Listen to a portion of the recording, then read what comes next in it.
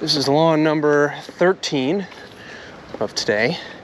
This one, I'm gonna be honest with you, a couple things. Number one, densely populated tree area, and because of that we get a lot of competition with trees, so it's not gonna look as desirable as we want it.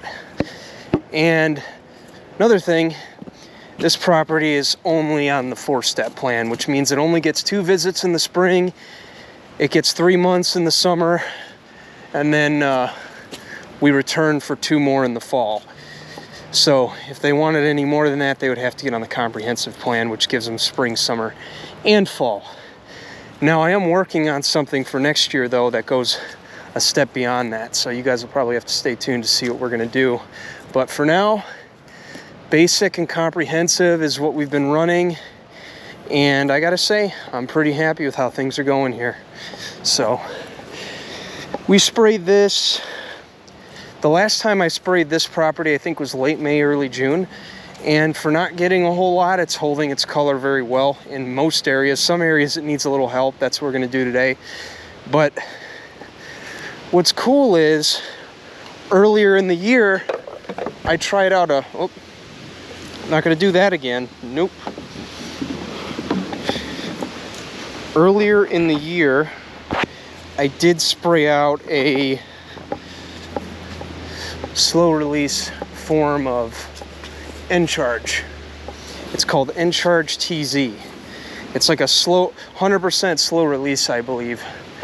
Sprayed that out and it did its job. The idea of that product, by the way, was to hold color for a couple months, and I think we did just that, no problem. So yeah, looking good. So we're back out with more Encharge. As far as weed control goes, I am doing a blanket spray again. I got some 3D in there, which is an amine for the warmer weather we've been having. And if it were to get cooler than 50 degrees at night, I would definitely be spraying out T-zone, but we're not there yet. Like I said, we've had kind of a interesting year this year, probably one of the driest we've had in a while, for September at least.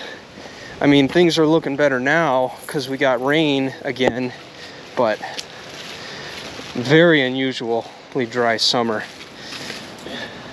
Definitely haven't seen something like this in well over a decade, so recovering well. I also got some hydrate in there, some Next Hydrate Liquid Cure, spraying that out.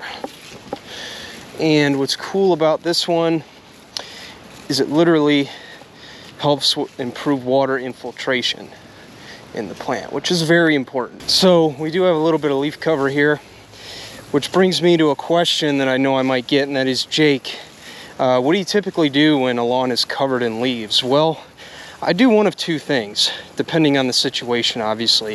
If it's a lawn that we mow and fertilize, I just pull out my BR800. If it's not a mow day, simply, or if it is a mow day, it's even better. I don't have to do this. But if it's not a mow day and I come back and it's covered in leaves for whatever reason, I just come out with my BR800 and blow the leaves into an area that I can later break them up on a mow day. If I don't maintain the property, I'll either do that if I have the blower on hand, or I'll just simply reschedule another day to come back and spray the lawn, because I don't want to be spraying a lawn that has leaves on it like this. It's just not a good idea. So, because the leaves are going to block much needed access to the plant in terms of our fertilizer, so I just reschedule if I have to. Or third option, I talk to the homeowner, have them at least cut the yard if that will do anything, so that they can get the lawn cut and ready to go, so my products can work without being interrupted or interfered with. And on top of that, break down the leaves and put them back into the ground, which is what I recommend a lot of people do anyway if they can, because there's nutrients in the leaves. So put them back in the ground where they belong. Now, if I was mowing and fertilizing the property, that's definitely what I would do. Throw on a set of X blades on the mower, back over them like 8 times, and then eventually do a nice striping to finish it off, and then, yeah, it's as if no leaves ever fell. 60% of the time, that works every time. So while we're on the topic of leaf covering, what's too much and what's okay to spray? Well, in this case, as you can see, as long as I have access to at least 70% of the turf area or more, I'm good to go. Any less than that, then something needs to be done about the leaves before the application takes place. Otherwise, color will be splotchy, striping, all that type of stuff. We just don't want that to happen. Again, it's very important. So if you have leaves on the lawn, make sure you break them up. Or if you're in the pro world and you're not able to do that, one thing I do, and I might even do this next year,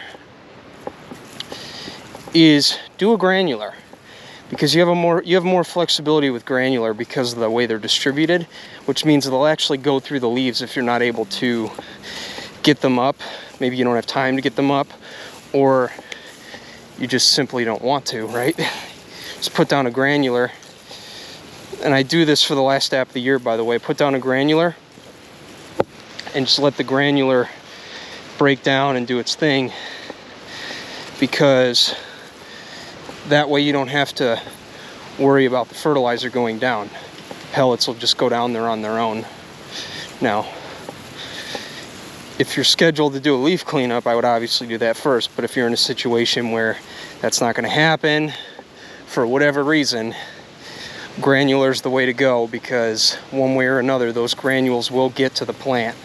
Whereas with liquid, it's a smaller particle, a lighter particle, if you will.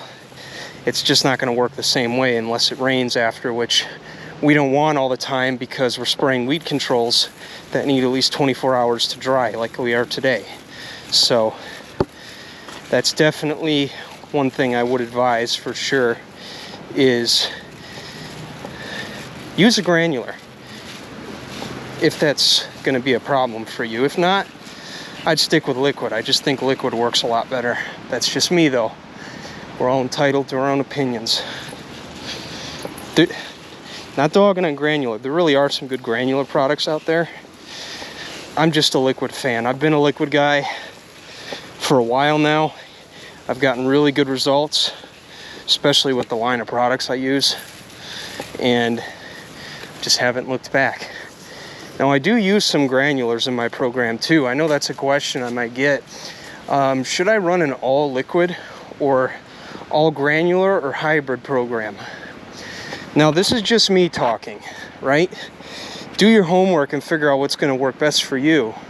But for me, what I can tell you is, if you're doing, what am I trying to say here?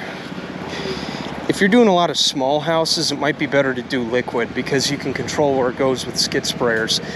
Now, you can do that with granular, but skid sprayers are just going to be a lot better with liquids, because kind of like right now, see this little wooded area? I can make sure that my product doesn't get in there if I didn't want to hit it. Targeting is just a lot easier. Whereas with granular, it kind of goes where it goes. So that's something to think about. I just think if you're doing skid sprayers all liquid, this scenario would probably be more ideal. No, I did not hit that hosta. So before anybody says anything,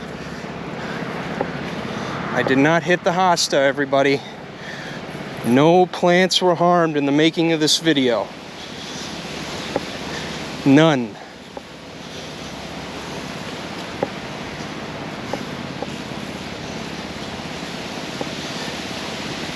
Now, granulars are better for larger areas, in my opinion, because you put them in the hopper and you go. Now, weed controls will always be liquid for me. That's just my preference. I know there's people out there who like the granular weed and feeds. I'm not one of them. I just don't think they work very well. And I think you're taking a huge gamble when there's a very high chance that they can be thrown off target. I think targeting is better with liquid weed control. But granular fertilizer,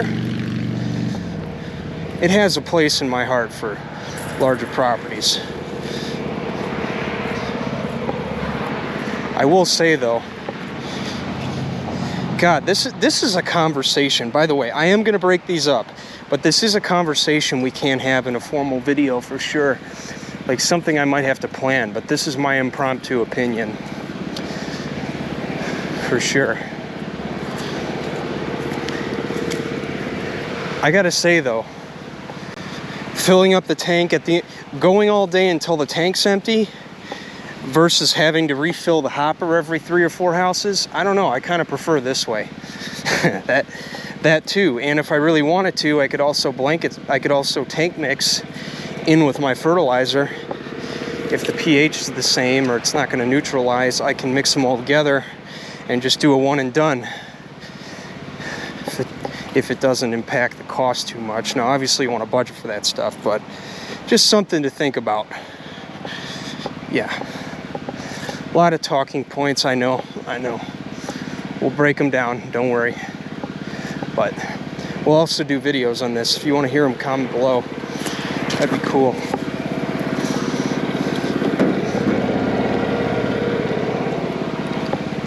And you know what? Might as well do this little area over here.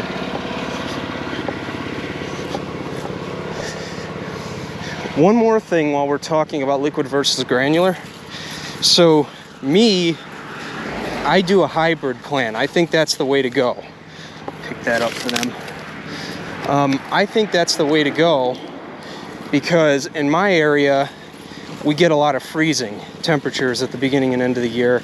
And sometimes those can hit us by surprise. So the way I do it, I do steps 2 through 5 liquid, and then 1 and 6 are granular.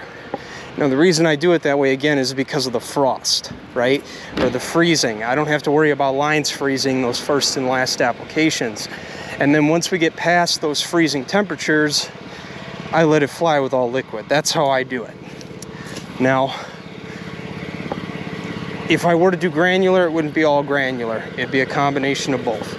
But with liquid, I can comfortably say I do them all. I could go all liquid and be fine. So that's why I preferred liquid for the most part.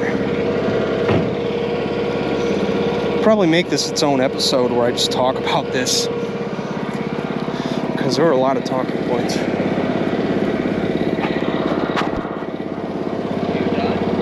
I just got to move, and then I got to do this area here.